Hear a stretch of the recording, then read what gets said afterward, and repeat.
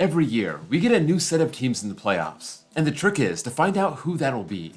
Last year, of the 12 playoff teams, 6 didn't make the playoffs in 2021. Of those 6, I had 5 of them in the playoffs before the season started. But before I pat myself on the back too hard, it was easier last year because they added one extra wildcard spot. This year it's going to be harder, but I still want to point out 5 teams that I think can make the playoffs that missed last year, and who they might replace in this year's field. When I went down the list of teams, I found 7 teams that could do this, so I have to leave 2 off. One of those teams is the Twins. For a big chunk of the season, they looked like they were going to take the Central, but they collapsed and the Guardians took over. I think the Guardians will only get better as they get older, and Josh Bell was an awesome addition, so the path for the Twins won't be easy. They were willing to get rid of the AL batting champ to get more pitching, trading Luis Arraez to the Marlins for Pablo Lopez. They got Carlos Correa back. Maybe if Byron Buxton can stay on the field. Maybe Max Kepler has a bounce-back year. They have a solid starting staff. So yeah, it's possible, but I'm leaving them out of the top 5.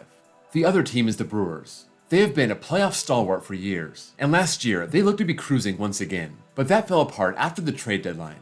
This team had a top 10 offense last year, but they made some lateral moves, losing Renfroe and Wong, adding Winker and William Contreras. They didn't do a whole lot to help their bullpen. I just don't think they did what they needed to do to overtake the Cardinals. That team has star power on both sides of the ball. They have good young players like Gorman, Donovan, Carlson, Nootbaar, and Yepez. But there's always the wild card, and I think my first team has a real shot at taking one of those spots. Number 5, Chicago Cubs. This team is in a short rebuild, and it seems like it's about over. They were 5 games over 500 over the last 2 months of the season. We got a glimpse into their young talent, like Nico Horner and Christopher Morel. Signing Marcus Stroman before last year indicated they were starting to make a move, and they went all out this offseason. They lost Wilson Contreras, and that hurt, but they won the bidding war for Dansby Swanson. I don't think this was a slam dunk great move, but if Swanson can replicate his 2022 season, the Cubs are in good shape. Their offense was a weak point last year, and they took a flyer on some guys who have been very good in the past. Cody Bellinger, Trey Mancini, and Eric Hosmer. These were low-risk 1 or 2 year deals. They figure they can make a run with them, and if it doesn't work out, they can trade them and get back prospects. They got Jameson Taillon to help an already solid starting staff, and Brad Boxberger to help a shoddy bullpen, having traded some of their best pieces last year in David Robertson, Michael Givens, and Scott Effross. I like the direction of this team even before their offseason, and I think they made a bunch of great moves, so they may have a shot. Number 4, Arizona Diamondbacks. Like the Cubs, they seem to be nearing the end of their rebuild. They didn't have a great end to last year, but they were an exciting team to watch. They brought up some great prospects. Alec Thomas is only 22. Jake McCarthy had a 118 OPS plus and 23 stolen bases. He's only 24, and possibly the best of them all. Corbin Carroll is a top 5 prospect in all of baseball, just 21 years old, and he had an 830 OPS in his 32 games last year. It stinks they lost Dalton Varsho, but they got Lourdes Gurriel back and he's solid. Also got Kyle Lewis, who once upon a time was a player everyone had their eyes on. This team actually had a top half offense last year, but their starting pitching was below average. This is crazy considering who they have, and they did next to nothing to help the staff. Still, they have Zach Gallen and Merrill Kelly, and they will need Madison Bumgarner to regain his old form this year. Their bullpen was awful, but they made some good moves there, including Jeurys Familia and Andrew Chafin. I didn't love their offseason, but I do love their prospects, and they could make a run for a wildcard seed. Number 3, Los Angeles Angels. This team will tease us every year. On paper, they look like contenders, and they end up under 500. Maybe I'm falling into their trap again, but I have to respect their offseason. It seems like this team never has starting pitching, but that starting staff was shockingly ranked 6th in all of baseball last year. Shohei Ohtani obviously had a lot to do with that. Patrick Sandoval was awesome. Reed Detmers had a strong rookie year.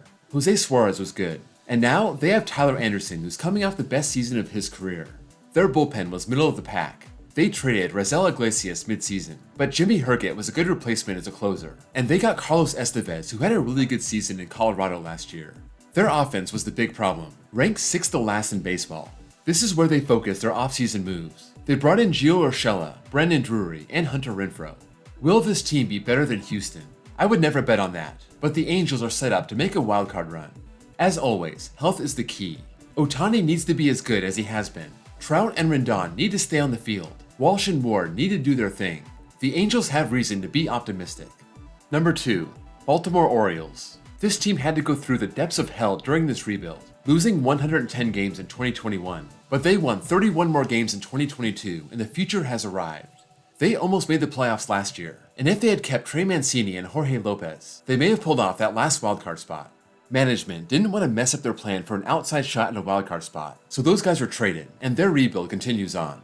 Cedric Mullins and Anthony Santander are only 28 years old, but they're the elder statesmen on this team.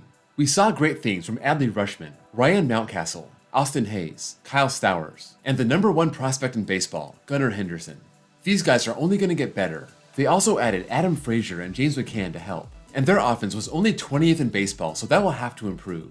Their bullpen was already top 10 in baseball. Guys like Cionel Perez, Felix Bautista, Dylan Tate, and Brian Baker holding it down. Plus, they had Jorge Lopez for 44 games, and his 1.68 ERA helped a lot, but he's on the Twins now. They're hoping Michael Givens can keep that pen as one of baseball's best. Their starting pitching wasn't good, but they got Kyle Gibson, they got Cole Irvin. These guys aren't amazing, but they can be serviceable starters, and they're hoping for improvements from guys like Dean Kramer and Kyle Bradish. I believe in this rebuild. I think they're going to be very good within the next 5 years, especially with guys like Jackson Holliday just getting started in the farm system, and the end of that rebuild could start with a playoff run in 2023. Number 1, Texas Rangers. We saw what this team wanted to do last offseason, spending tons of money in free agency. The two headliners being Corey Seager and Marcus Semien. They lost 102 games in 2021, and nobody thought that these moves would push them into the playoffs. This was correct. They only won 8 more games in 2022, so at least a step in the right direction.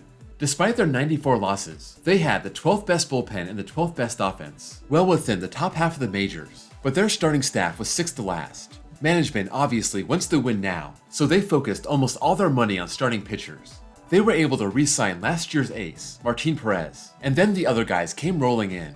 Andrew Heaney, Jake Odorizzi, Danny Duffy, Nathan Eovaldi, and the best pitcher in baseball when he's healthy, Jacob deGrom. If he pitches to his potential, watch out. They also shored up their bullpen, getting Ian Kennedy and Will Smith, and some marginal moves on offense like Robbie Grossman. Another important point was signing Bruce Bochy as their new manager. He's a proven winner. He obviously came out of retirement to work with this roster, so he must think this team can win now. Now for the teams they can possibly replace. That's hard to pinpoint. The Cubs and Diamondbacks are going to have a hard time breaking into this group. The Dodgers and Padres should both win over 90 games. The Cardinals are just as good, if not better than last year. The Mets, Braves, and Phillies should also be looking at 90+ wins. I kind of like all these teams that go back to the playoffs, but if I had to knock one off, I would say the Mets. Edwin Diaz just went down. Their 2 aces are almost 40. There's a lot of things that can go sideways here. If I had to pick a second team, I would say the Phillies. They absolutely look better than last year, but it's the Phillies. Things don't always work out for them. In the American League, the Astros are going to be there. I really like the Guardians. The Yankees have gotten better from last year, and they were already top 4 in baseball in every category. It's those wildcard teams I'm not so sure about. I think the Rays can easily be replaced by the Rangers, maybe even the Orioles or the Angels. The Mariners, I would say, are borderline. They should be in a dogfight for another playoff spot, and they could easily be the odd man out. As for the Blue Jays, I think they're in a stronger position, so I'm pretty confident they'll be back as a wild card or division winner. That's all for this video. Let me know which teams you think could break into the playoffs this year, and which teams they might be replacing. If you enjoyed this video, please drop a like, and if you're new here and want to see more content like this, please give me a sub. Thank you all for watching, and I'll see you all next time.